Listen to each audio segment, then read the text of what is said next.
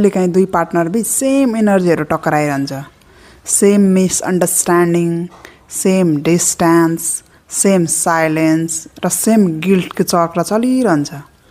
यो दुवैले एक अर्कालाई भन्न त सक्दैन, तर दुवैले फिल गरिरहेको हुन्छ। त्यही पुरानो प्याटर्न, एकै ट्रिगर, एकै इमोसन्सले गर्दाखेरि गिल्ट फिल गरिरहेको हुन्छ।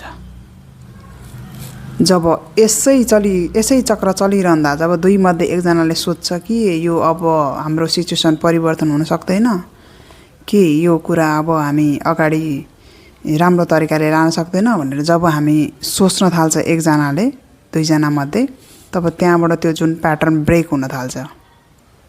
त्यसपछि बन्छ नयाँ सोचाइ, नयाँ बिहेभियर र नयाँ इमोसन्सहरू क्रिएट हुन्छ र दुई बीचको एनर्जीहरू फरक हुन थाल्छ र डिरेक्सन बदलिन थाल्छ।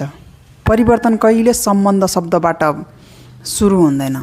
जब सोच बदलिन्छ तब स्पेस बदलिन्छ अनि एनर्जीहरू पनि बदलिन्छ र सिचुएसन सब राम्रो भएर जान्छ।